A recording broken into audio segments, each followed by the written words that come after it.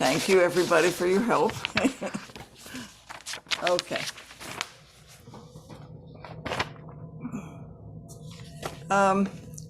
Today, I wanted to talk about spacious. Recently, Jeff Takeda, who is a member of our group here, gave a talk on Zoom about his relationship and work with others with mindfulness and his study of Vipassana practice at Spirit Rock. So he gave an example of guided meditation and of naming thoughts and emotions as they arise in us. And with these and other examples, it was a very interesting talk for all of us. But it caused me to consider again how we train body and mind in Zen. So today I would like to discuss our most obvious way, which is shikantaza, or sitting without goals, or just sitting. So I'd like to discuss that as our means of disciplining mind and body. I think that shikantaza can be called spacious sitting. When we first begin to meditate, we're surprised by how much activity we find in our minds. Our brain seems to speed up and our emotions roll around without reason. And we think this is unusual and wonder why Zazen has such a bad effect on us. We expected to find our usual mind and body as we think of it on the cushion, and we experience surprise to see how unsettled we are before we even begin to concentrate. But this is usual, and we just see ourselves as we are for the first time. It's actually a rather wonderful beginning because we're seeing truly for the first time without illusions.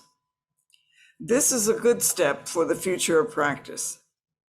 After this, every time you sit to begin meditation, you observe a true being sitting on the cushion without any illusions as you look. You'll begin Zazen without real, unreal fantasies about yourself or the world. You couldn't be in a better place.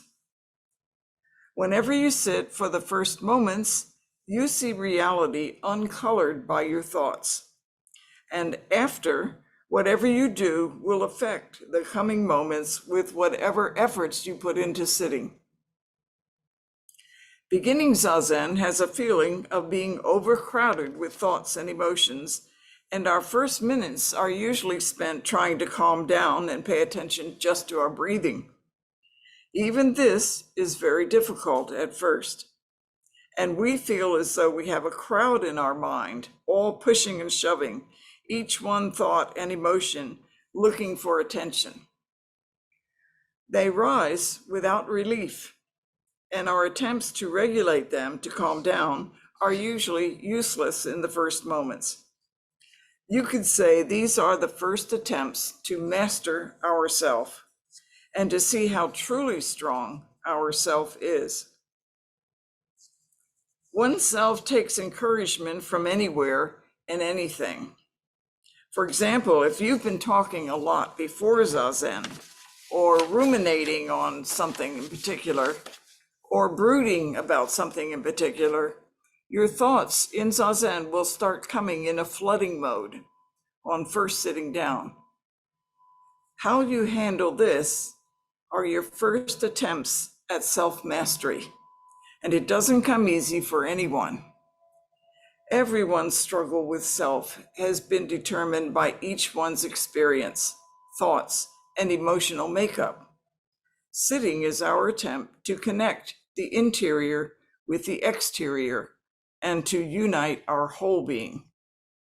But we sit down anyway, arrange ourselves on a cushion or chair, and begin meditation, whether we feel ready or not.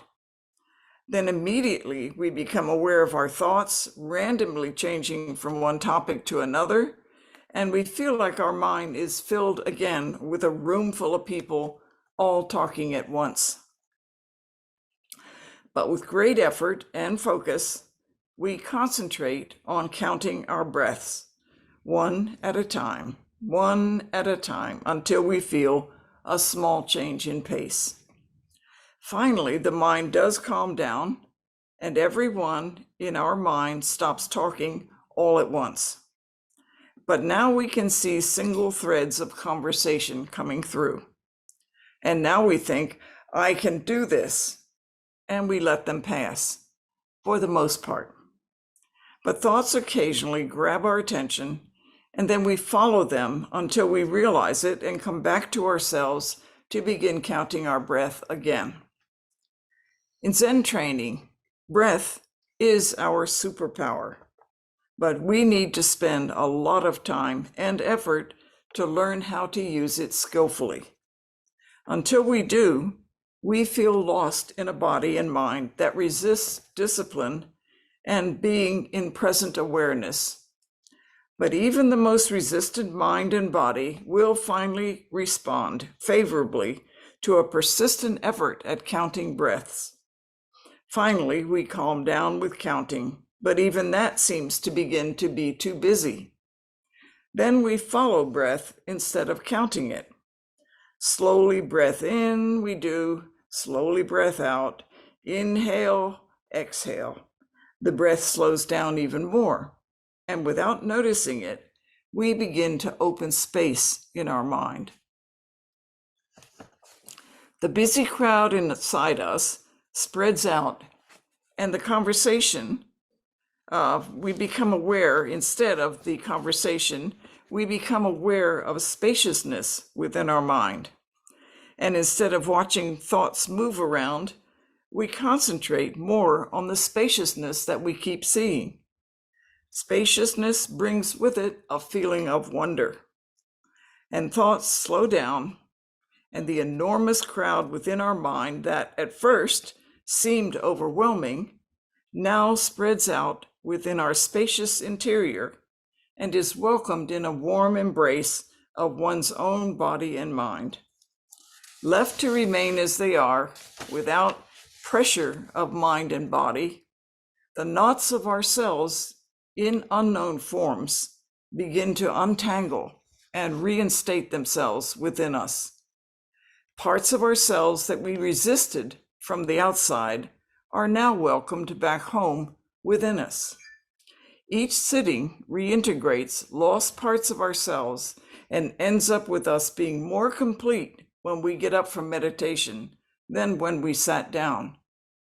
Every irritating voice and noise we heard outside now takes its place as a necessary part of our whole being within. Every meditation, however long or short, whether done skillfully or not, ends with each one of us arising from the cushion more complete than when we sat down. Whether we are aware of it or not, for each one of us, whenever we do Zazen, Buddha sits down to meditate, and Buddha rises from the cushion after meditation. So the way of discipline in Zazen is to embrace all that we are, to welcome all that we are, and to understand that we sit because we honor the wishes of our natural, true being when we do.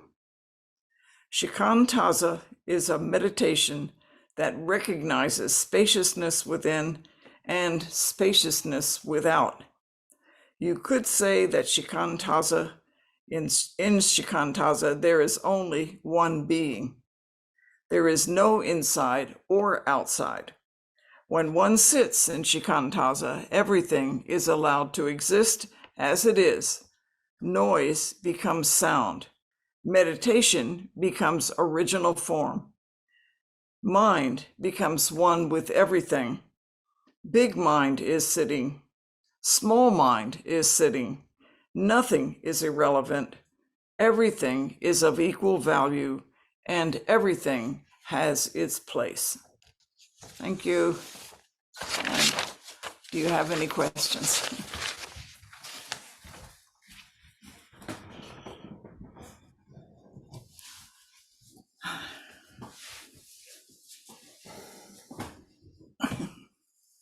Well, do you have any questions at all about spaciousness? Oh, Mike? I'll start the conversation here. You pronounce it shikantaza, right? Yeah. Is part of it to teach us to, like, we're one of the few forms, as I understand it, that sit with our eyes open and we stare at a wall because the wall recognize, it kind of reminds us that there is a reality that we interact with and we can use it in our meditation. And we learn to exist in the world and meditate at the same time instead of closing our eyes, closing our ears, and concentrating on something. So is that what shikantaza is helping us do, is to meditate in a noisy environment and deal with life, and it doesn't get to us because we know how to use it to help ourselves as we train ourselves? Yes, I think so. I think shikantaza is what is a practice of uniting inside and outside. So we can't ignore anything of the inside. We can't ignore anything of the outside either. Yeah, I think of it as a spacious kind of sitting because it envelops everything, not just us, not just the interior world, but everything, the whole exterior world we're sitting in. And everything is a part of our interior. So that noise is not noise, it's sound. There's a whole different feeling. And everything we hear and smell and touch and taste, all that is us, part of our world, the interior and the exterior as one being. So I think when we sit in shikantaza, we do not close our eyes all the time. I mean, some of us do, but most of the time we don't. But the idea is just what you said. It's not to close out the outer world because we are part of that and we sit with both. Yeah, thank you. But let me add one thing. Is it also, Mike, you don't stare at the wall. Because then you're focusing only on the outside. You lost using Jay's metaphor here, you've lost the inside. So what we say is, even though you're facing the wall, you are facing the wall, but your eyes are down so that you're not focusing them. And mostly we don't, because we're actually focusing on inside and we don't see. But if you stare at the wall, of course, which you drive you crazy. Yeah. Chris. Thank you. So I have noticed many times over the years that it seems like doing zazen, where I'm sitting, ideally in a quiet place, and I'm staring at a wall, so very, very few visual distractions, lets me watch what my mind does, and that then when I'm off the cushion out in the world and there are distractions, it's easier for me to recognize with those distractions my mind doing the things that it does that kind of colors my experience, that throws me into delusion and makes it harder to act skillfully, etc., etc. But I'm worried that it's sort of counter or anathema to shikantaza if I go into zazen thinking that I'm practicing watching my mind so that I can get this benefit when I'm out in the world. I'm wondering what do you think about I guess a pragmatic or practical analysis of what happens in zazen? I think when you come in to sit, letting all thoughts about what you're doing drop off. Just come in and start sitting and wait to see what zazen brings to you rather than what you're bringing to zazen. So when you sit down, if it helps to breathe and count your breath or just follow your breath, that's fine. Whatever helps you to just compose yourself, even if it's just for a short time. And then all your senses are working as you're sitting. So you can't really shut out the whole world, because if somebody's doing their lawn next door, you can't really shut that out. And when we sat at Hoshinji, it was at a corner place of a busy intersection. And so whenever you sat there, you could always hear the traffic going and then stopping when the light changed, and then the car, then everybody starting up again. And occasionally you could hear people walking by on a sidewalk talking. But that's all really kind of important, that you understand they're like thoughts coming through your mind, like a thread of thought of any kind. And you don't have to follow it, but you can listen to it because it's sound and it's not noise anymore. So when you're hearing it, you just take it in and let it go, just as you would do a thought. So the whole thing is not to shut out your senses, not to shut out the world, but to just sit down, welcome it all in because it's all you. Welcome it and just sit there with it and see what it happens when it's operating within you. That's what I think. And of course, when you're sitting, sit. But when you're not sitting, do what you're doing. It's in the doing that is the thing, not trying to, rather than having some crossover effect. It does have that effect, but when you're doing something, obviously you wouldn't be thinking about keeping my mind calm all the time. You'd be thinking about doing what it is, and if you're thinking about doing what it is, your mind will be calm. Sandy.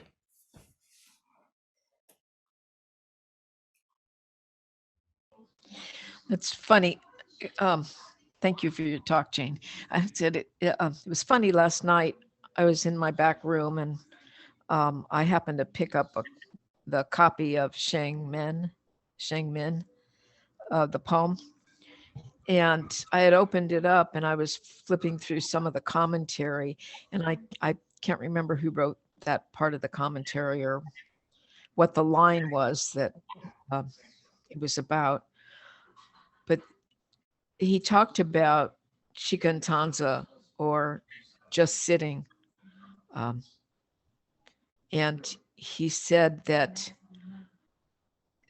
it's something, yes, to do, but it's not something for a beginner to attempt.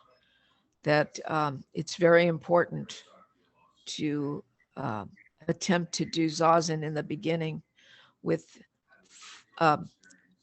counting your breath, or if that's not possible for you, to pay attention to your nostrils or your in and out exhalations. That for the beginner, that's the best way to start. But I remember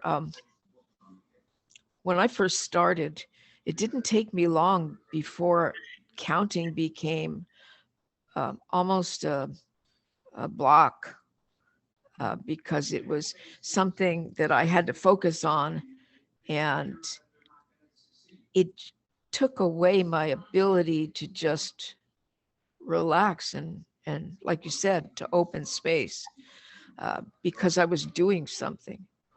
And the action of doing, it's kind of seems like a quandary, because the action of doing something like that, a defined a way of practicing, compared to just sitting there and letting what happens, uh, it it's like you're trying, in one way you're learning to block, or not to block, but to be able to let go of things that come through your mind.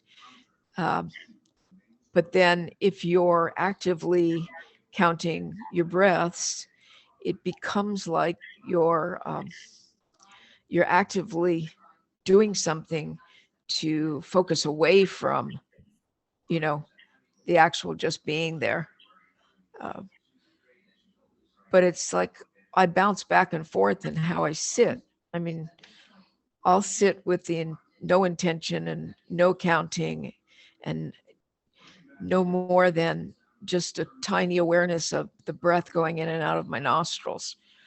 And then there are days when the mind is so crazy, because like they said, if your mind is active prior to, it probably will when you sit. And it takes a while to calm that down. Then I find myself going back to counting, but only for a short while, just to focus. and then from focusing on that, then I'll go back to focusing on my breath going in and out of my chest. And then from there, I go just to the awareness of my nostrils or my chest expanding or contracting. So it's like, I know that going and sitting with a specific thing in mind is not the way to start your zazen. You're going, like you said, you're just sitting. That's the beginning of it and the end of it. There's no goal.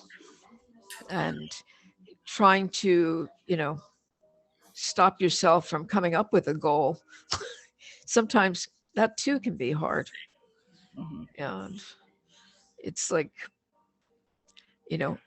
how do you draw the line, or how do you realize sometimes, because sometimes it's almost not something you're doing, that you've actually set with a goal. I think probably the calmer you get is the biggest clue that you're just sitting. And the more your thinking involves something in particular, the more probably you have a goal hidden underneath your Right. mind without being aware of it. And if you think it's really easy to just do nothing, just try to drink a cup of tea and think nothing. You just do nothing but drink a cup of tea. I mean, I think most people, when they drink a cup of tea, they're already with plans about what they're going to do next, or this is a good tea, or what kind of cup is this? Where did it come from? There's just being able to sit and sip a cup of tea with no thinking at all in particular is a really hard thing to do. And that's true for everything we do. It's really hard to just do what we're doing without involving something else in our thoughts. So the best way is just to sit down and let everything in. And that means goals in, fussing in, anger in, emotions of all kinds in. And all of this is part of us. And we're trying to retrieve our whole being because we scattered it everywhere with emotions and thoughts. And now we're trying to bring it back in. So whenever you sit and welcome everything, the sounds, the noise, the smells, whatever, you are just literally welcoming back yourself. And that's a hard thing to do because you can't do anything else when it's happening. You just let it in without resistance and just continue on minute to minute to minute. And that's maybe the hardest thing on earth to do, is just to keep your wits about you moment to moment to moment. Okay. I've noticed too that when my mind does start to slow down, maybe I wasn't quite that active that morning before I started sitting, that I feel that expansion inside the space. And it is kind of a joyous feeling. Yeah. Yeah. Yeah, that the spaciousness is something we already have inside, is who we are. And that spaciousness gets lost with all kinds of thoughts and emotions and stuff over the top. And so when you're hearing a beautiful piece of music or something that moves you, probably that spaciousness uncovers even for a short moment. And that's why we feel so good listening to things and looking at things that we really love. And so that spaciousness actually surrounds everything. And all of our thoughts are surrounded by this kind of spacious attitude of our whole being. And we cover it with a lot of thinking. And so the less thinking you get into while you're sitting is just from your breathing control and just waiting out whatever is there, because finally your thoughts are still you and they're looking for home. So the best Yeah. thing is not to resist even your thoughts. Just let them in, let them in. When you let them pass, you are actually letting them in. And if you resist them and start thinking about them, you are multiplying, something Right. that's unnecessary. You're giving them more power. Yeah. Yeah, And it's to take. not necessary. Yeah, Yeah. that's true. And it's like, is it all right? When I've let go of my thoughts, I always have seen a stream, and the thoughts float away on the stream. Is Yeah. is that all right for me to have I that? don't see that that's any problem. No, as long as you don't hang on to it. No, I don't, but You let it keep moving. Yeah. it just comes up when I see those, when I recognize something that I'm thinking. And As long as you, I was reading a thing in Vajrayana where they teach all kinds of systems, and one of them is visualization. And they visualize themselves being deities and things like that. And they work at it for a long time. And when they get good at it, then the teacher tells them, well, of course, you know that all this is illusion. You know? So, so whatever you do with your mind is a kind of illusion too. You know, but that's right. if it helps, that's fine. You know, that's Yeah. good. Yeah. That practice sounds like delusion. It could be if it's looked at the wrong way. Yeah. Yeah. As long as it's looked at as a freeing thing, then it's fine.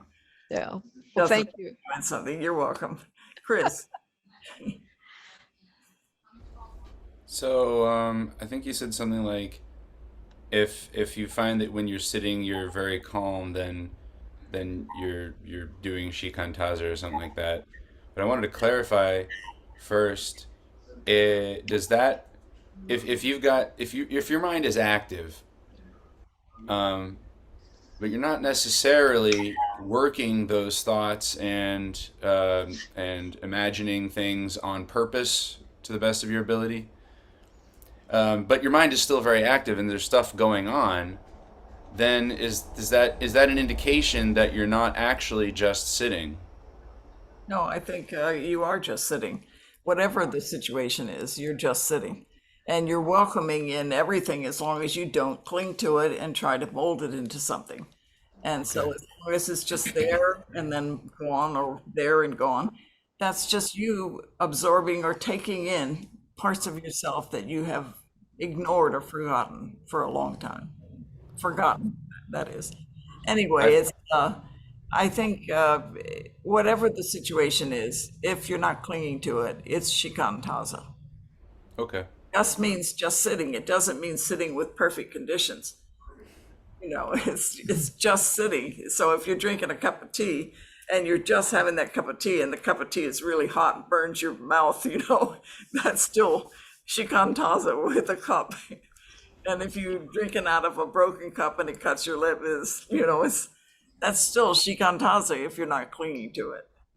If you're just Uh, experiencing and just noting what's there and noting the passing of each moment without like hanging on to something. Yeah, it doesn't matter what the conditions are. If you're just sitting in the midst of a flowing river and letting it move, that's shikantaza. Does I not think matter. it was Brad Warner talking about his teacher Nishijima, when he sort of said like, "Hey, I've got all this stuff going on in my mind," and Nishijima would just answer, "That's just the content of your zazen." That's right. That's just that's just the feeling of the moment, you know. It's like it could be a ferocious moment, it could be a passive moment, it could be a quiet and peaceful moment, it could be on any kind. Doesn't matter what it is. If you're not clinging to it, you're doing shikantaza. And maybe that's a very hard practice for beginners, which I think it is, but I think beginners would naturally probably not do it. They would just concentrate more on breath until they felt some control. So, but I recall Suzuki Roshi talking about shikantaza when I was in Tassajara and I was just a new person sitting and I had no idea what he was talking about, but it sounded interesting. So I listened to it, you know, because the idea of, the idea of sitting without getting absorbed in the world, it was very appealing. But anyway, it's like a new person would simply not do it because it's just too hard to like even just to drink a cup of tea without planning the day's meals or something. And when you get to the point where just doing one thing at a time is wonderful and is enough, each moment it's enough, then shikantaza just happens naturally when you sit. I don't think you have to make yourself do it. I think you will just reach a point where you just stop trying to maneuver the world and you just sit in the middle of it.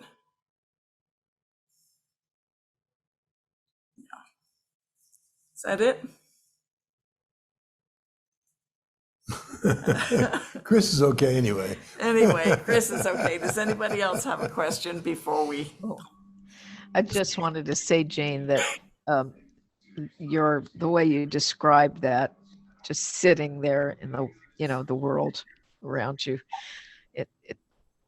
It's a nice way to look at life, in a sense. It would certainly make life a lot easier to deal with. Yes. Mike, I don't know if this is honest or not, but I find that I use I still can't pronounce it right, but shikantaza in my day-to-day life, in the sense that when I'm sitting at a bus stop, my bus is late. I don't sit there and dwell on the fact the bus is late. I just sit there and watch the scenery around me and the people around me and stuff like that. And I take advantage of that. Or if I am, in a really noisy environment, I can make it quiet. I live next to freeways all my life, so I can get in a noisy environment and not hear it.